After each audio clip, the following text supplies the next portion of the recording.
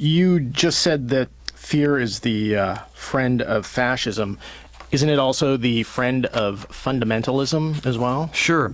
And there are two things I believe about religion and when religion goes bad or how it goes bad. There are two ways I think it goes bad. One is anytime fear is used, fear of hell, fear of especially fear of hell. Anytime you frighten people into faith, you're doing something that's fundamentally irreligious. The second thing that I think makes religion go bad is when it becomes a closed circle. That is, when any religious system through creeds and doctrines closes down on itself, forms a closed circle so that some people are in and other people are out.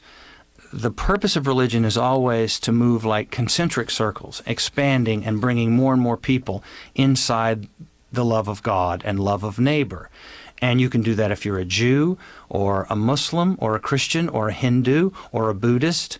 There are many different paths to God, and I'm not the one to sit here and say only Christianity gets you to God. I think, in fact, that's a form of idolatry. And if you read the Gospels, I don't think there's any indication that Jesus ever intended to establish a kind of closed religious system where everyone had to be a Christian, to get to heaven. These represent, I think, perversions of the religious impulse.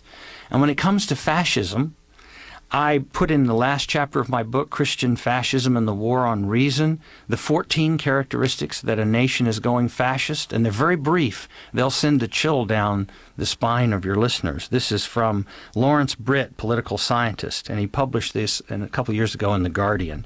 Number 1, powerful and continuing nationalism.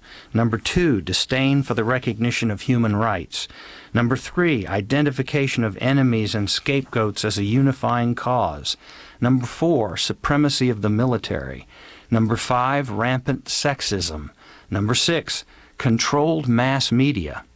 Number 7, obsession with national security. Number 8, religion and government intertwined. Number 9, protection of corporate power. Number 10, suppression of labor power. Number 11, disdain for intellectuals and the arts. Number 12, obsession with crime and punishment. Number 13, rampant cronyism and corruption. You're doing a heck of a job, Brownie. And number 14, get this one, fraudulent elections, which we have now exported to Mexico. So I ask your listeners, which one of those characteristics that a country is going fascist is not both evident and ascendant in the United States of America? They all are.